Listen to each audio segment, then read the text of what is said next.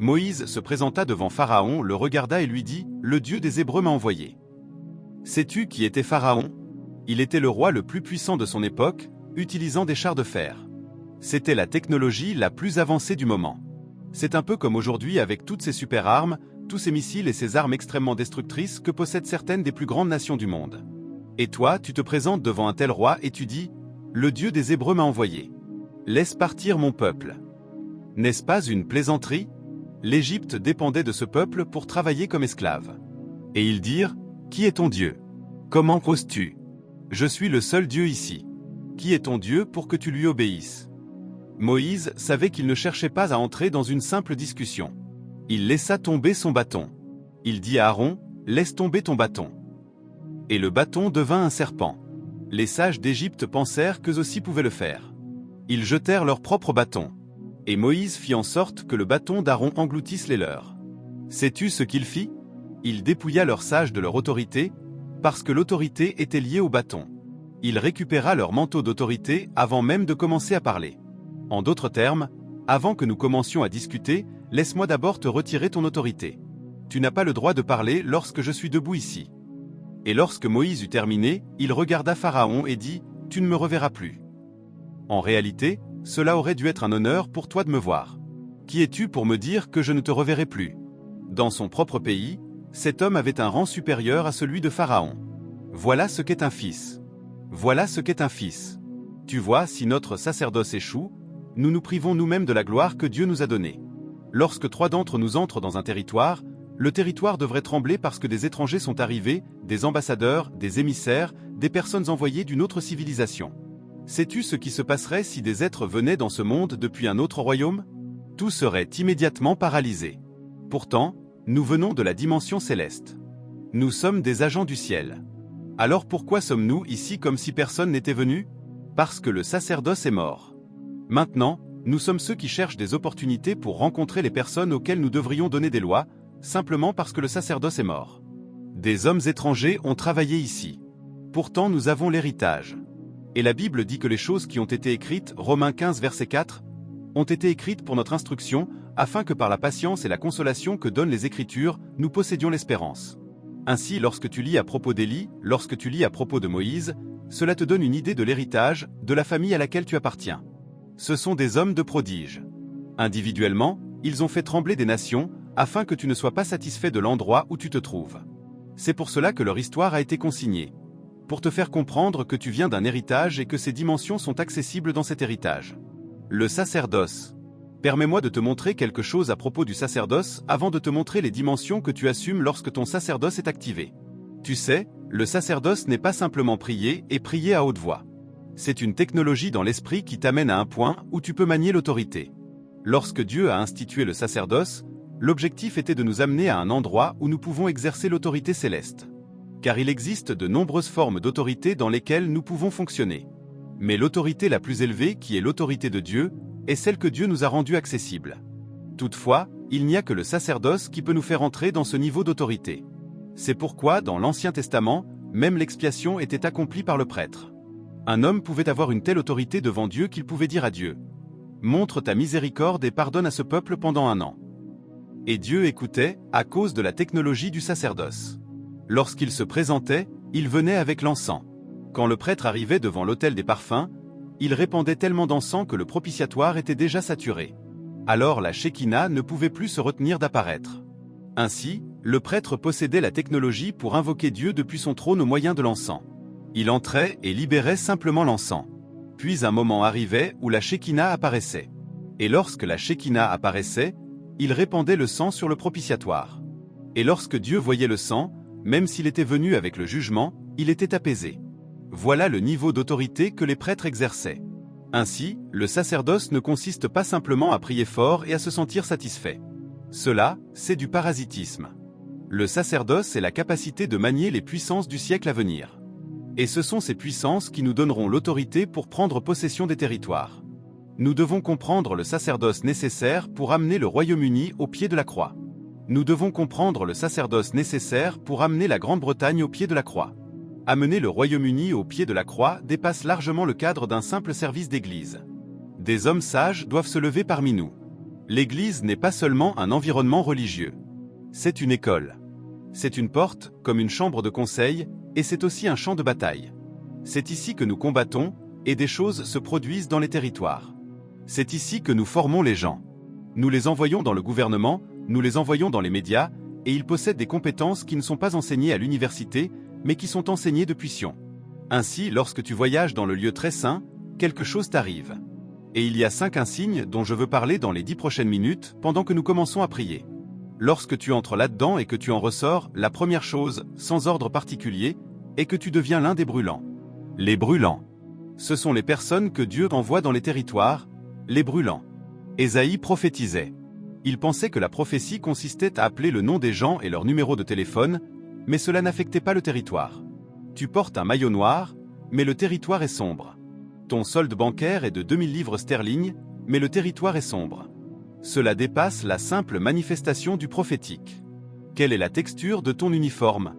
Lorsqu'il entra dans le lieu très saint, dans Ésaïe 6, il dit « L'année de la mort du roi Osia, je vis le Seigneur ». Il avait été introduit dans une autre école. Il dit « La traîne de sa robe remplissait le temple ». Et soudain, il commença à voir les êtres brûlants du ciel, et il criait « Saint, Saint, Saint ». Une civilisation entièrement nouvelle.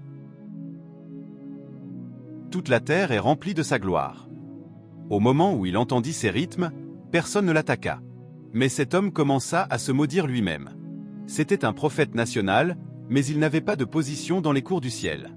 Ne vois-tu pas pourquoi, même si nous avons des apôtres, des prophètes, des évêques, il n'y a pas de position? Comment pouvons-nous prendre des territoires? Quand Élie se présenta devant le roi, il ne dit pas « Je suis le prophète Élie ». Nous ne cherchons pas des titres. La Bible dit, Élie le Tishbaïte, qui était parmi les habitants de Galade, dit au roi, « L'Éternel est vivant, le Dieu d'Israël, devant qui je me tiens, il n'y aura ces années-ci ni rosée ni pluie, sinon à ma parole. » 1 Roi 17 verset 1. Ainsi, tu parles en fonction de l'endroit où tu te tiens. Cet homme s'est présenté et il n'avait aucune place dans l'assemblée. Il dit, « Malheur à moi !» Il se maudit lui-même, lui qui était prophète. Il dit, « Je suis un homme aux lèvres impures et j'habite au milieu d'un peuple aux lèvres impures. » Et on lui répondit, « Ne t'inquiète pas, l'endroit où tu es venu est l'endroit où les guerriers sont formés. » Alors il dit que l'un des séraphins prit un charbon ardent et toucha ses lèvres, et dit, « Ton iniquité est ôtée. » Autrement, tu serais resté là pendant qu'il cherchait qui envoyer, et tu ne serais pas un candidat, parce que l'homme était simplement présent. Ils dirent, « Qui enverrons-nous et qui marchera pour nous ?» Et lui répond, « Me voici. » Pourtant, il venait de la terre. Comment pouvez-vous chercher quelqu'un à envoyer alors que je viens de la terre? Mais tu n'es pas envoyé simplement parce que tu viens de là-bas. Tu es envoyé parce que tu portes l'insigne du feu, les êtres brûlants. Si tu ne brûles pas, tu ne peux prendre aucun territoire. Lorsque les territoires sont attribués, on cherche les fils du feu, des hommes qui portent les flammes. C'est pour cela qu'il est écrit qu'il fait de ses anges des esprits, mais de ses ministres, ceux qu'il envoie dans les territoires, il dit qu'ils sont une flamme de feu. Hébreux 1 verset 7. Et hier je vous ai montré l'intelligence avec laquelle les systèmes spirituels sont construits. J'ai dit que les principautés viennent en premier. Le mot principauté signifie premier en rang. Ce sont elles qui apparaissent d'abord. Leur mission consiste à cartographier. Lorsqu'elles cartographient un territoire, elles créent des systèmes spirituels qui asservissent les gens. Je vous ai montré hier que nous avons tous des grâces différentes. Ceux qui sont prophétiques, qui ont la capacité de voir dans le monde spirituel, ont aussi des fréquences émotionnelles élevées. Par conséquent, il existe une forte tendance à la séduction. Ainsi, lorsque les principautés arrivent et examinent un territoire, elles recherchent ceux qui sont prophétiques. Dès qu'elles les trouvent, elles créent autour d'eux une tentation particulière liée à la séduction. Ceux qui tombent deviennent alors le quorum qui leur donne accès au territoire. Lorsqu'elles arrivent dans un territoire, elles cherchent aussi ceux qui sont audacieux et courageux. Elles savent que ces personnes possèdent une capacité de leadership. Alors elles créent une tentation spécifique autour de l'orgueil et de l'ego. Lorsqu'ils tombent, ils deviennent un quorum. Car les cieux appartiennent à Dieu, mais la terre a été donnée aux fils des hommes. Psaume 115 verset 16. Ainsi, elles ont besoin de la permission des hommes pour entrer dans un territoire. Mais elles ont besoin d'hommes qui sont des parties prenantes dans ce territoire. Voilà l'intelligence des principautés. Lorsqu'elles apparaissent et trouvent de tels hommes, elles obtiennent une part dans le territoire. Dès que cette mission est accomplie, elles se retirent et les puissances arrivent. Le mot puissance est le mot exousia.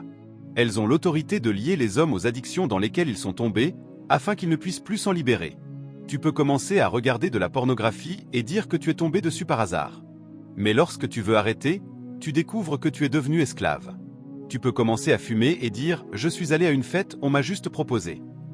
Mais lorsque tu veux arrêter, tu découvres que ce que tu as commencé par ta propre volonté nécessitera un combat spirituel pour en sortir. Parce qu'une principauté t'a attiré et qu'une puissance t'a lié. Si tu ne peux pas combattre, tu ne peux pas en sortir. Voilà la chute des hommes. Ils pensent que ce qu'ils font, ils le font parce qu'ils aiment cela. Mais tu ne fais pas ce que tu fais parce que tu l'aimes. Tu fais ce que tu fais parce que tu as été attiré et que tu es devenu esclave en le faisant. Et lorsque tu veux sortir, tu découvres que ta volonté a été subjugée parce qu'il existe une intelligence supérieure opérant au-dessus de ce nuage spirituel dont tu n'es même pas conscient. Et lorsque cela continue ainsi, les esprits méchants dans les lieux célestes apparaissent. L'expression esprit méchant correspond au terme cosmocrator. Leur travail est celui de magistrat. Ce qu'ils font, c'est écrire des lois. Ainsi, un moment arrive où trop de personnes sont dépendantes de la même chose, et cela devient une culture dans ce lieu. Cela devient une loi dans cet environnement. Même si les principautés ne reviennent plus, si tu entres dans ce territoire, tu adopteras cette habitude. C'est pourquoi beaucoup d'entre vous vivaient dans la justice dans un endroit, puis vous avez déménagé ailleurs, et soudain vous avez commencé à avoir certaines tentations. C'est une culture. C'est une loi dans cette atmosphère. Lorsque tu arrives là, si ton sacerdoce n'est pas plus élevé que ce nuage spirituel, tu tomberas. Donne-lui du temps. J'ai vu beaucoup de vierges aller dans certains territoires et devenir des prostituées. Non pas parce qu'elles le voulaient, mais parce qu'elles sont entrées dans un territoire où il existe une loi. Tu sais que tu ne peux pas entrer dans un territoire sans obéir à la loi. Lorsque je suis arrivé ici, on nous a arrêtés à l'immigration. Apporte ton passeport. Apporte tes documents. Tu entres lorsque tu es en règle avec la loi. La loi est l'autorisation. Ainsi, si tu entres dans un territoire où un dirigeant spirituel est déjà établi, tu auras besoin d'un sacerdoce suffisamment puissant pour renverser ce que ce dirigeant est en train de faire. Tout cela fait partie des protocoles pour accéder à un territoire avant de pouvoir le prendre. C'est pour cela que seules les personnes qui ont de la stature peuvent parler de conquête territoriale. Lorsque nous parlons de territoire, nous ne parlons pas au bébé spirituel. Un bébé peut venir parce qu'il cherche une guérison, une percée, une prophétie. Mais ce n'est pas à ce genre de personnes que nous parlons dans cette conférence. Nous parlons à des hommes qui sont en colère, des hommes qui veulent posséder des terres. Seigneur, donne-moi Manchester. Seigneur, donne-moi Liverpool. Seigneur, donne-moi. Voilà le genre de personnes à qui nous parlons. Ils ont dépassé le niveau de je veux, je veux. Ils agissent selon ce qui est dans le cœur de Dieu. Je vois une contestation à Manchester. Il y a un esprit qui tente de prendre le contrôle. Je vois une contestation à Londres. Je viens comme un agent de Sion. Je combattrai les batailles d'Élohim. Voilà le genre d'homme dont nous parlons ce soir. Car les magistrats spirituels sont déjà venus, et vous ne le savez pas.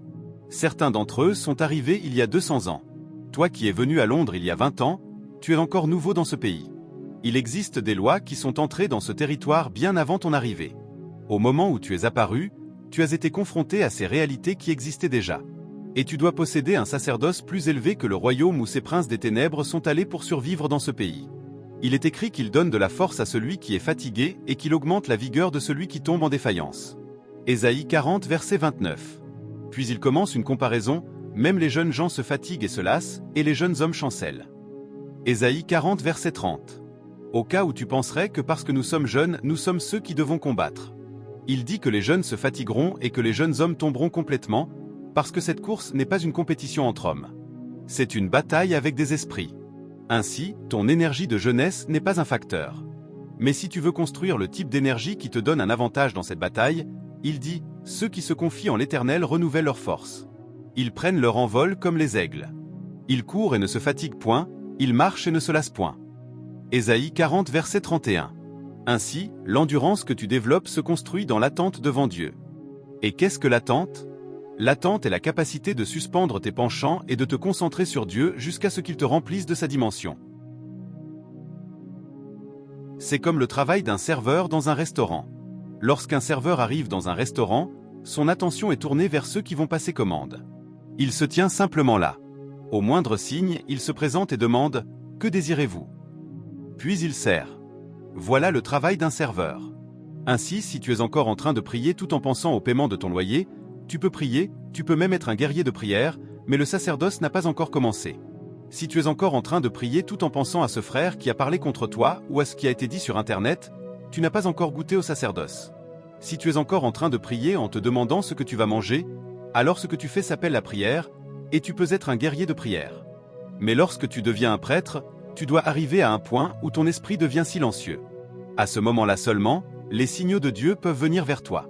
Et tu sauras que tu grandis dans le sacerdoce si tu es capable d'allonger la durée du silence. Certains d'entre nous peuvent prier pendant 4 heures, mais ne peuvent rester silencieux que 10 secondes. Je vous dis la vérité, c'est à ce point difficile.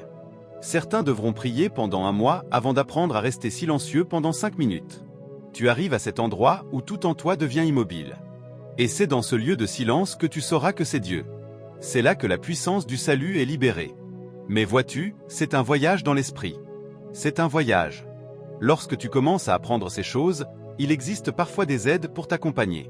Tu peux mettre un chant d'adoration en arrière-plan. Tu peux faire jouer un chant spirituel en arrière-plan. Tu peux même prier en arrière-plan. Tout cela peut t'aider à monter plus rapidement. Mais ces choses ne t'aideront que jusqu'à un certain niveau. Tu dois travailler dans l'esprit pour faire taire ta chair. Paul dit « Je traite durement mon corps et je le tiens assujetti ». 1 Corinthiens 9, verset 27. Je le frappe, je le discipline. Ainsi, le sacerdoce est l'acte d'apaiser ton esprit afin que Dieu puisse te parler. C'est dans cet endroit que des hommes comme David savaient entrer. Et David dit, Dieu parle une fois et moi j'entends 2 fois. Job 33 verset 14. La puissance appartient à Dieu. Lorsque ton esprit devient silencieux, chaque signal venant du ciel est capté en une fraction de seconde. Lorsque tu arrives à ce niveau, tu commences à grandir dans le sacerdoce. Tu dois refléter Dieu. Tu dois manifester Dieu. Et manifester Dieu demande un travail dans l'esprit. Il est écrit, nous tous qui, le visage découvert, contemplons comme dans un miroir la gloire du Seigneur, nous sommes transformés. 2 Corinthiens 3 verset 18. Ainsi, si tu ne paies pas le prix pour contempler, tu ne peux pas être transformé. Et il faut rester longtemps pour pouvoir contempler. C'est là que le sacerdoce entre en jeu. Nous tous, le visage découvert, contemplant. Beaucoup de distractions viendront. Oh mon Dieu! Il y a des moments où lorsque tu commences cette marche, tous ceux qui t'aidaient semblent t'oublier. Parce que l'esprit fera tout pour s'assurer que tu sois distrait. Les personnes qui avaient décidé de t'aider d'elles-mêmes, on ira leur murmurer que tu ne mérites pas leur aide. Elles prendront offense alors que tu n'as rien fait. Tout cela afin que tu quittes l'autel et que tu partes chercher les hommes. Mais si tu es un fils, tu resteras là. Tu resteras là. Je dois être transfiguré. Rien ne me fera quitter cet endroit. Je suis venu par la prière et je resterai dans la prière. Tu resteras là, parce que chaque distraction est un protocole de dénaturation. Cela altère la fréquence. Mais vois-tu, il existe des téléchargements spirituels que nous ne pouvons pas interrompre. Ainsi, tu ne quitteras pas le lieu de connexion. La faim ne te fera pas partir. Les difficultés ne te feront pas partir. Les distractions ne te feront pas partir. Car c'est une transfiguration. Un œuf est sur le point de devenir un papillon. Tu ne peux pas t'arrêter au milieu du processus. Le protocole de métamorphose doit être complété. Nous tous, le visage découvert, contemplant, c'est l'émergence des fils, contemplant comme dans un miroir la gloire du Seigneur. Certains d'entre vous ont commencé à contempler il y a 4 ans. Mais vous avez arrêté à cause du mariage, à cause du travail. Ce sont des préoccupations légitimes, mais les esprits peuvent les utiliser pour interrompre la contemplation. Ah, vous ne savez pas que ces êtres sont intelligents. Le territoire dans lequel vous êtes entré vous fait travailler du matin au soir et du soir au matin. À la fin du mois, vous ne savez même pas où votre argent est passé. Des puissances le dévorent, et vous ne pensez même pas qu'il y a une intelligence derrière cela. Un ami est venu d'Afrique. Il gagne maintenant 10 fois ce qu'il gagnait en Afrique, mais il économisait davantage en Afrique qu'ici. Pourtant, le problème est que tout le monde en Afrique l'appelle maintenant « Aide-nous, aide-nous ». Il suppose que parce qu'il est venu en Angleterre, il est riche. Je lui ai dit de les conseiller, c'est un système totalement différent.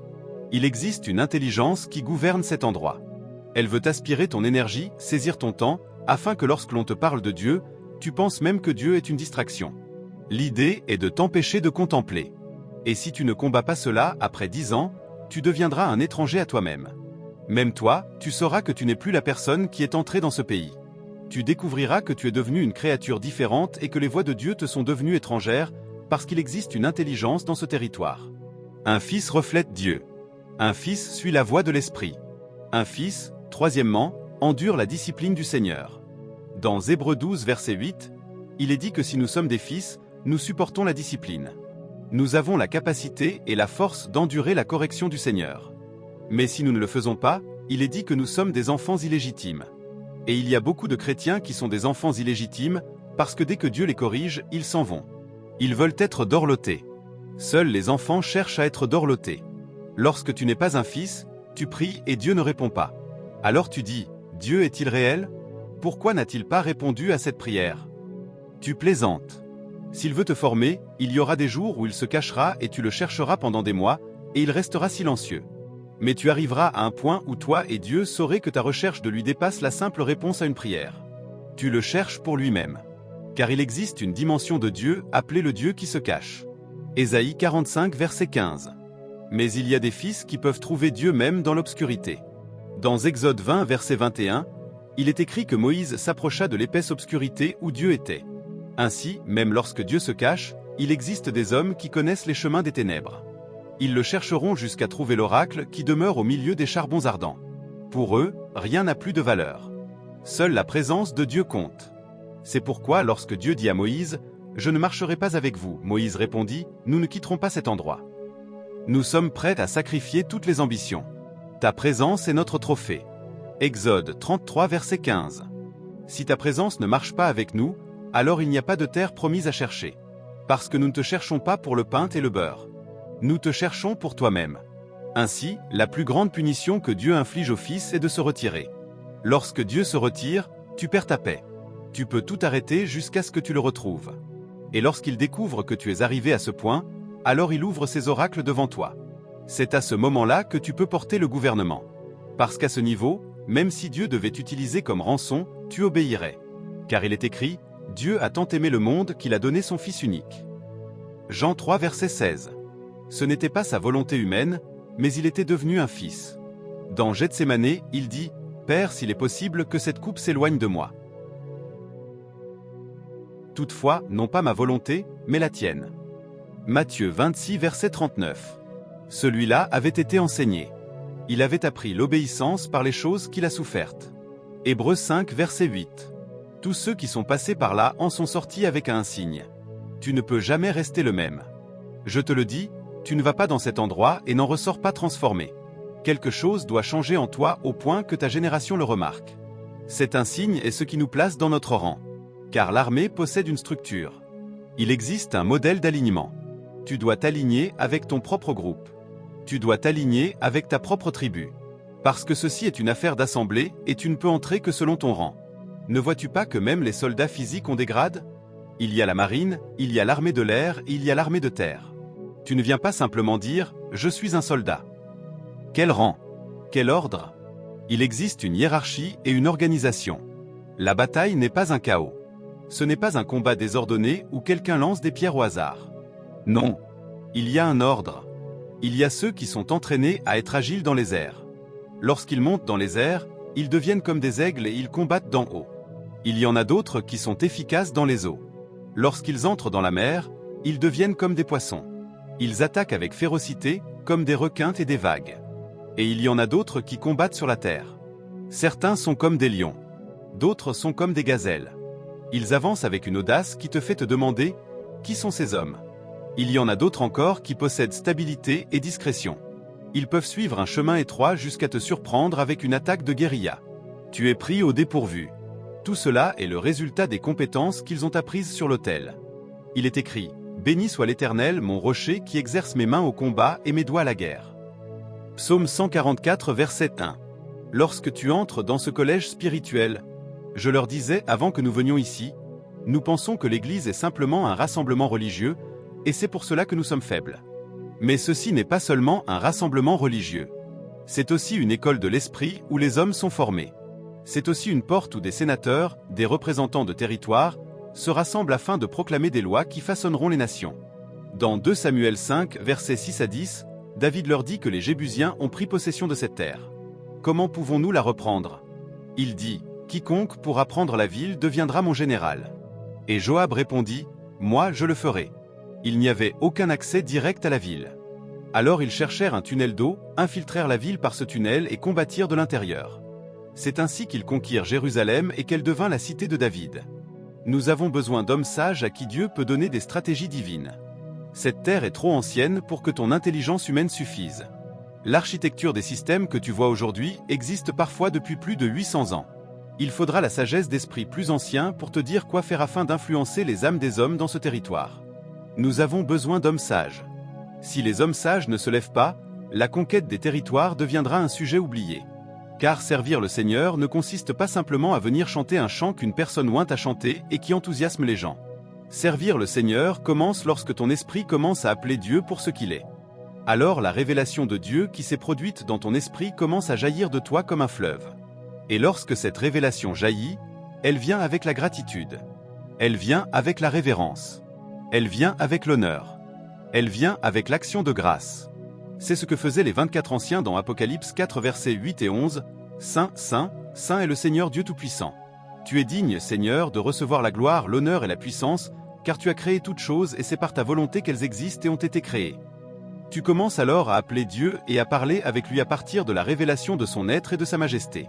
Les choses que tu diras à Dieu et les paroles qui sortiront de toi, tu sauras que tu ne les as pas apprises dans un livre. Ce sera comme un fleuve qui jaillit de ton esprit. Mais ce niveau d'intimité n'a pas été cultivé par cette génération.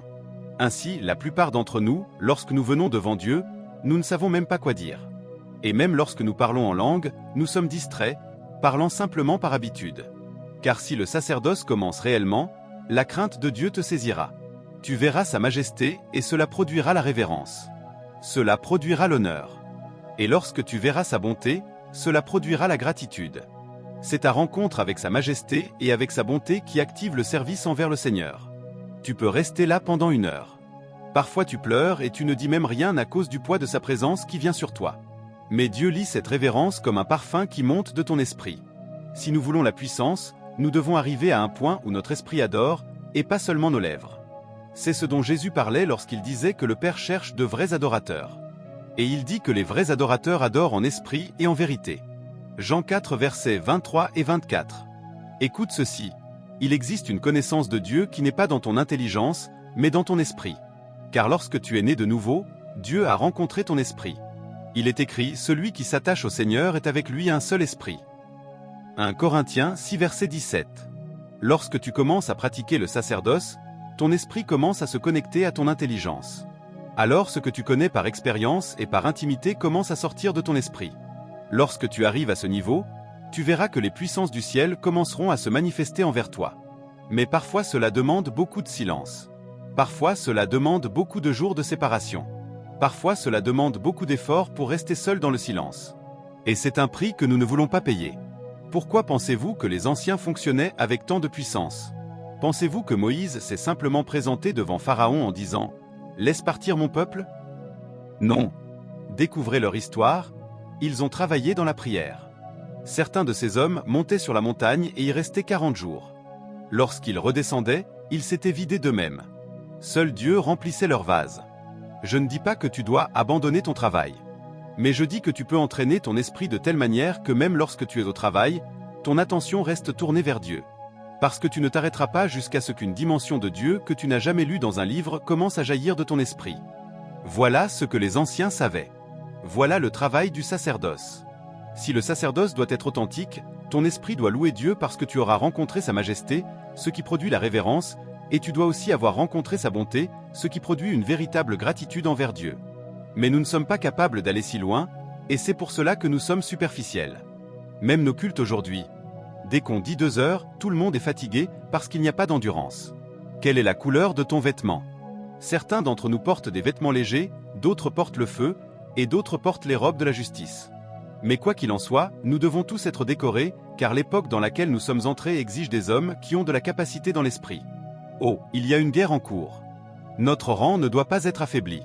Et c'est pour cela que Dieu nous a rassemblés ici, afin qu'après cette conférence nous soyons commissionnés. Car lorsque nous parlons de territoire, nous ne parlons pas seulement de géographie physique. Chaque territoire physique possède une ville spirituelle qui le gouverne. Si vous venez au Royaume-Uni, beaucoup d'entre vous ne savent pas qu'il existe ici une texture babylonienne et aussi une texture romaine. Lorsque vous voyez des foules rassemblées dans les stades pour regarder le football, et que le football devient un dieu, cela remonte à Rome à l'époque des gladiateurs. C'est là que les arènes et les jeux d'arène ont commencé. Ainsi, partout où il y a une arène et où les gens se rassemblent pendant que d'autres se produisent, et où ils oublient leur souffrance, non pas parce qu'ils ont rencontré Dieu, sachez qu'il existe un esprit derrière cette civilisation. Tu peux aller regarder un match, c'est bien. Cela peut même avoir un effet thérapeutique et des avantages médicaux. Mais au-delà de cela, il existe une dimension spirituelle en arrière-plan. Et si des hommes sages ne se lèvent pas pour garder l'atmosphère, beaucoup d'âmes seront perdues. Chaque territoire possède donc des villes spirituelles qui le gouvernent. Certaines villes asservissent, comme l'Égypte. Certaines corrompent, comme Babylone. Et certaines créent des systèmes d'idolâtrie, comme Rome. Mais pour ceux d'entre nous qui sommes des agents du royaume, nous devons insister pour que seul Sion nous gouverne. Car dans Hébreux 12, verset 22, il est écrit « Vous vous êtes approchés de la montagne de Sion, de la cité du Dieu vivant, de la Jérusalem céleste et d'une multitude innombrable d'anges. » C'est de là que nos signaux doivent venir, de la Jérusalem céleste. C'est une tour de commandement. Ainsi, lorsqu'un fils agit avec puissance, c'est parce qu'il reçoit des signaux. Ces signaux sont ce qui l'habilite comme agent de transformation sur la terre. Mais s'il ne se connecte pas à cette ville, ce sont les autres villes qui le gouverneront. Chaque territoire possède ces deux dimensions, une dimension spirituelle et une dimension physique. Les civilisations que nous voyons sur la Terre sont le produit de signaux qui viennent de villes spirituelles. Ainsi, tout agent de transformation, tout conquérant de territoire, doit avoir ce niveau de compréhension et refuser d'être asservi par des villes spirituelles construites dans le royaume démoniaque. Tu dois te rebeller contre elles et te soumettre à celle qui vient du ciel si tu veux être un leader ou un conquérant de territoire. Lorsque tu comprends les villes, tu comprends aussi que chaque ville possède des dirigeants. Car dès que tu commences à te rebeller contre ces villes spirituelles, tu déclares la guerre, et elles viendront contre toi. À moins que tu ne sois pas une entité importante dans cette équation. Si tu deviens un agent qui défend Sion sur la terre, cela signifie que tu essaies d'arracher une autre ville spirituelle, et les dirigeants viendront contre toi. Nous avons étudié dans Éphésiens 6 que ces dirigeants constituent une organisation spirituelle très structurée. Ce n'est pas un gouvernement désorganisé. C'est un gouvernement intelligent et bien structuré. Nous avons dit qu'ils sont organisés ainsi. Les principautés, les puissances, les dominateurs des ténèbres de ce monde et les esprits méchants dans les lieux célestes. Éphésiens 6 verset 12. Chaque fois que tu veux établir Sion, ces êtres te combattront. Voilà ce qui caractérise les êtres brûlants. Mais vois-tu, pour chaque prêtre qui brûle, il existe des lois, ou plutôt 3 lois auxquelles il doit obéir. La première, tu dois te faire toi-même le sacrifice. Si tu ne te vois pas comme le sacrifice, tu ne brûleras jamais, parce que la flamme ne tombe que sur le sacrifice. Dans Lévitique 9 versets 22 à 24, dès qu'ils placèrent le sacrifice sur l'autel, le feu de Dieu descendit dessus. Ainsi, aucune personne égoïste ne peut être prêtre. Lorsque tu arrives à cet endroit, la première chose que le Seigneur t'enseignera est que l'égoïsme doit mourir. Seuls ceux qui deviennent des sacrifices portent la flamme. La deuxième chose qui produit le feu est l'unité et l'unité de cœur. Tu dois voir chacun comme ton frère et ta sœur, comme faisant partie du même corps. Car lorsqu'ils étaient tous ensemble d'un commun accord dans Actes 2 verset 1, soudain ils entendirent un bruit comme celui d'un vent impétueux, et des langues semblables à des langues de feu se posèrent sur eux. Pourquoi pensez-vous que le diable cherche à nous faire combattre les uns contre les autres ? Parfois tu arrives dans une petite assemblée ou même dans un département. Disons le département de la chorale, ils sont 12 et 6 sont en conflit les uns avec les autres, et nous parlons pourtant de feu pour conquérir des territoires. Cela ne peut pas fonctionner. Le feu ne peut pas tomber. Nous devons devenir un, car l'unité est le signe d'un cœur brisé et humble. La Bible dit dans Proverbe 13, verset 10 que la contestation vient de l'orgueil. Ainsi, lorsque les gens ne peuvent pas s'unir, cela signifie qu'ils sont orgueilleux. Cela signifie qu'ils ne sont pas brisés. Et Dieu ne peut pas permettre que le feu tombe sur eux. Ainsi, premièrement, tu dois devenir désintéressé, car seuls les sacrifices portent le feu. Deuxièmement, nous devons préserver l'unité. Et troisièmement, nous devons répondre à l'exigence de la saison. Dans Joël 2 verset 28, lorsque le feu est tombé, il est tombé parce que Dieu ouvrait une nouvelle saison. C'est pour cela que dans Actes 2 verset 16, lorsque le feu est descendu, Pierre dit « C'est ce dont le prophète Joël a parlé ». Il dit « Dans les derniers jours ». Ainsi, une saison s'était ouverte. Si tu veux que le feu tombe sur toi, tu dois répondre à la saison dans laquelle Dieu te fait entrer. Jésus lui-même, le feu est venu sur lui lorsque le moment de commencer son ministère est arrivé. Il vint vers Jean et dit « Laisse faire maintenant, car il est convenable que nous accomplissions ainsi toute justice. » Matthieu 3 verset 15. Et au moment où il fut baptisé et qu'il sortit de l'eau, le Saint-Esprit descendit sur lui. Beaucoup d'entre vous qui m'écoutez maintenant, Dieu vous fait entrer dans une nouvelle saison, mais vous y résistez. Tu viens d'obtenir un travail, mais Dieu te dit, je veux que tu rejoignes les missions. Et tu réponds, Seigneur, j'ai passé cet entretien 20 fois. C'est mon premier mois dans ce travail. Je ne peux pas partir maintenant. Il n'y a rien de mal en soi. Il existe ce qu'on appelle la volonté acceptable de Dieu et il existe la volonté parfaite. Tu peux suivre la volonté acceptable. Tu peux encore avoir une bonne vie, mais tu ne feras pas partie de l'armée de Dieu. Tu ne feras pas partie de l'armée de Dieu. Peut-être qu'il y a ce jeune homme que tu apprécies maintenant. Vous devenez amis. Et Dieu te dit que tu épouseras quelqu'un d'autre. Mais tu dis, Père, pour moi c'est le portrait parfait du mari. C'est soit lui, soit personne. Alors tu luttes dans la prière pendant 3 mois.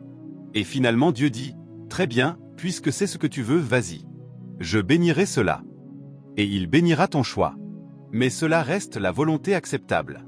Tu seras surpris de découvrir qu'après ton mariage, ton feu spirituel s'éteindra.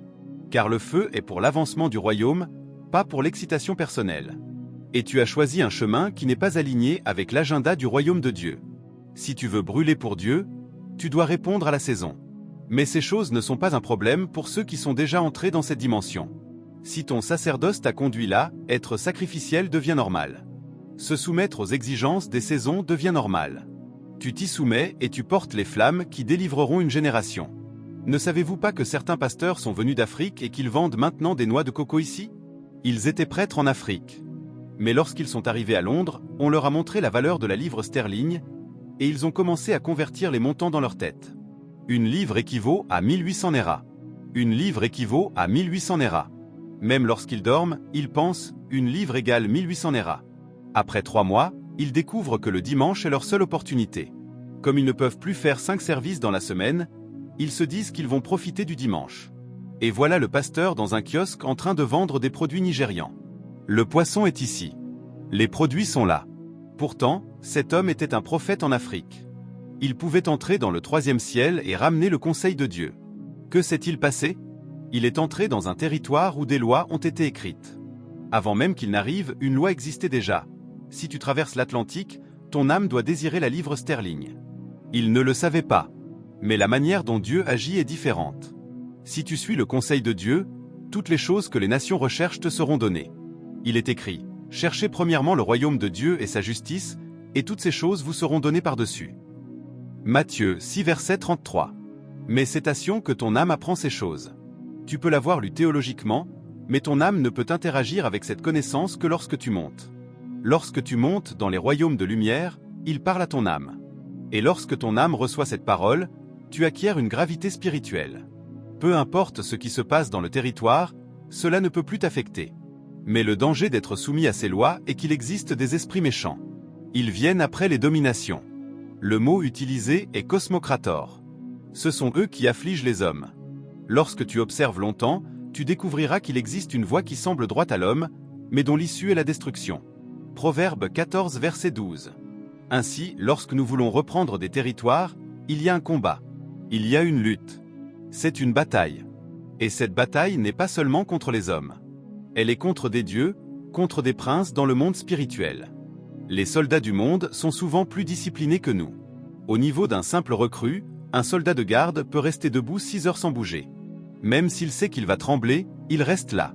Pendant ces 6 heures de garde, quoi qu'il arrive, il reste à son poste. Qu'il essaie seulement de dire « Je veux aller aux toilettes ». Quelle langue parles-tu? Quitte ton poste et vois ce qui t'arrivera. Il sait discipliner son corps pour rester là. Et ce n'est qu'une recrue. Et toi, tu es un prêtre de Dieu, un roi à qui Dieu fait confiance pour prendre le Royaume-Uni, et tu ne peux même pas rester avec lui. Jésus regarda ses disciples et dit, « Vous avez été avec moi tout ce temps, et vous pensez que cela suffit? Vous ne pouvez pas veiller avec moi pendant 1 heure ?» Matthieu 26 verset 40. Il dit, « Veillez et priez afin que vous ne tombiez pas en tentation. » Matthieu 26 verset 41. Car si vous êtes aussi faibles, vous tomberez. Il partit, puis revint et les trouva encore endormis. Vous ne pouvez pas rester 1 heure. Et il le fit 3 fois. Cela signifie que la durée normale de prière de Jésus était de 3 heures. 3 unités de prière pour une prière ordinaire. Je ne suis pas en train de prêcher sur le temps de prière. Je vous montre simplement le niveau auquel vous devez parvenir pour que quelque chose s'éveille dans votre esprit. Sur cette terre, nous avons vu des hommes qui ont parlé aux constellations. Josué dit, Soleil, arrête-toi sur Gabaon, et toi lune sur la vallée d'Ajalon. Et le soleil s'arrêta. Josué dit, versets 12 à 13. Il est écrit qu'il n'y eut jamais un jour semblable où Dieu écouta la voix d'un homme. Un seul homme parla. Il ne l'avait pas planifié. Il combattait pour conquérir un territoire. Il vit que l'obscurité arrivait et que cela ne serait pas un avantage pour eux. Sans préméditation, sans organiser une nuit de prière avec toute l'Église, il se tint publiquement. Car les fils sont des spectacles. Lorsque Dieu veut manifester sa gloire, il élève des fils. Cet homme se tint là et dit, « Soleil, arrête-toi. » Qui ose parler aux constellations? Où as-tu appris cela? Qui t'a dit que les hommes peuvent parler aux galaxies? Mais c'était un fils. Il était monté quelque part dans le sacerdoce et il savait que ces choses étaient possibles. Nous avons vu des fils donner des ordres à des rois. Lorsque Daniel se présenta devant le roi, il n'était pas impressionné par le protocole. Il n'était pas ébranlé par les titres du roi. Il dit, « Ton père. » Dieu lui avait donné un royaume plus grand que toute la terre. Et toi, tu es venu et tu as choisi d'adorer d'autres dieux. Il dit, « C'est pour cela que cette main est apparue. » Qui parle à un roi de cette manière? Beaucoup d'hommes auraient pris 1000 précautions. Mais lui dit, « Tu as été pesé dans la balance. » Daniel 5, verset 27. Où es-tu allé pour savoir cela? Qui t'a dit ces choses? Et il déclara, « Cette nuit même, ton royaume sera divisé et donné aux Mèdes et aux Perses. » Daniel 5, verset 28. Un homme parla, et ses paroles devinrent des lois. Ne pensez-vous pas que lorsque le roi entendit cela, il aurait mis en place toutes les stratégies possibles pour empêcher que cela se produise? Pourtant, toute son intelligence devint inutile, parce qu'un prince avait parlé depuis les cours du ciel, « Tu as été pesé. Je suis allé à l'endroit où ton jugement a été prononcé. C'est toi qui n'en es pas conscient. » Cette écriture qui est apparue est un langage provenant d'un autre âge. J'y ai voyagé. Cet homme possédait un sacerdoce vivant. Jérémie 33 verset 3 dit, « Invoque-moi et je te répondrai, et je t'annoncerai de grandes choses, des choses cachées que tu ne connais pas. » Le but de ces révélations n'est pas simplement de te dire ce qui va arriver. Le but est de te montrer des choses qui transformeront ta nature afin que tu assumes une nouvelle dimension. Car en vérité, ceux qui combattent savent que toi et ton arme devaient devenir un. Ainsi fonctionne l'esprit. L'arme que tu utilises et toi devenez un. Il est dit qu'Éléazar, fils de Dodo, saisit une lance et tua 800 hommes. 2 Samuel 23 versets 9 et 10. Le nom Éléazar lui-même est associé à la lance. L'homme et son arme étaient devenus un. Ainsi, Dieu te montre des choses qui te façonnent pour que tu deviennes l'arme. Tu dois devenir la hache de guerre de Dieu. Mais pour être transformé en arme, tu dois contempler. Lorsque tu demandes, lorsque tu pries, Dieu ne fait pas que répondre. Il te conduit dans des sphères plus profondes où il commence à te montrer de grandes choses que tu ne connais pas. C'est pourquoi dans 1 Jean 3 versets 1 et 2 il est écrit « Voyez quel amour le Père nous a témoigné pour que nous soyons appelés enfants de Dieu. » Mais il ajoute « Ce que nous serons n'a pas encore été manifesté. » Tu es appelé fils de Dieu, mais ce que tu deviendras n'est pas encore révélé. Il dit que lorsque nous le verrons, nous serons semblables à lui. Ainsi, ce sont ceux qui contemplent qui deviennent. Tu peux posséder la légalité doctrinale, mais tu dois contempler pour devenir. C'est pourquoi tous ceux que Dieu utilise pour assujettir des territoires connaissent les rencontres qu'ils ont eues avec lui.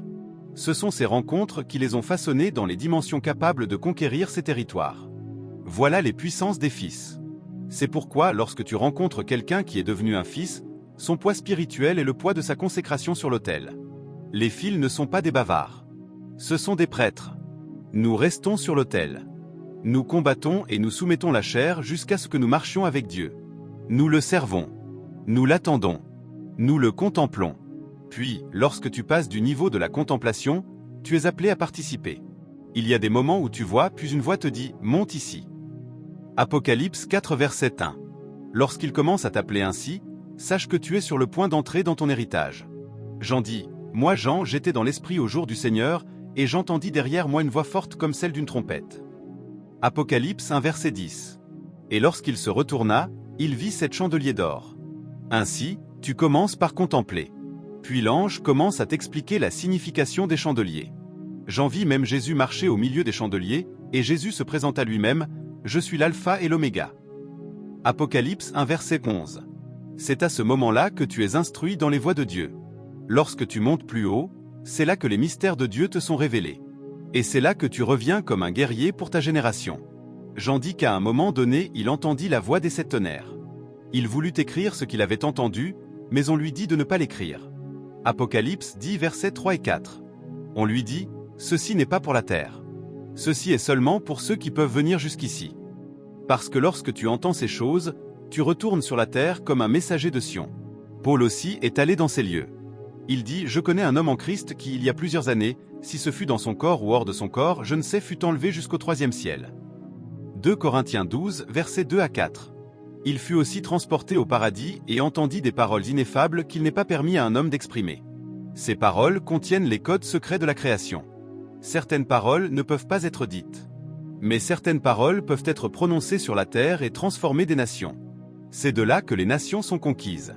Tu entends des paroles auxquelles les hommes n'ont pas accès, afin que lorsque tu reviens sur la terre, tu deviennes toi aussi un architecte de civilisation. Mais pour cela, tu dois aller au-delà de la contemplation et entrer dans la participation. À ce niveau de participation, tu deviens presque comme un immortel.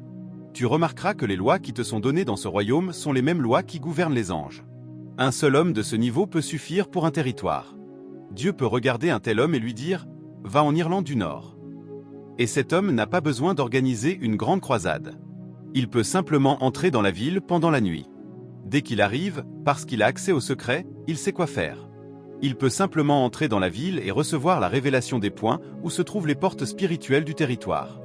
Il peut trouver ces lieux sans parler à personne. Il peut simplement marcher autour de la ville pendant 30 jours. C'est tout ce qu'il fera.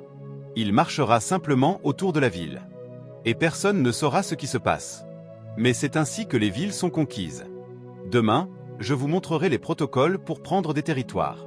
Le premier est la cartographie prophétique. Mais ces choses ne s'enseignent pas seulement. Elles se captent. Seuls ceux qui voyagent loin dans l'esprit les comprennent. C'est un protocole spirituel.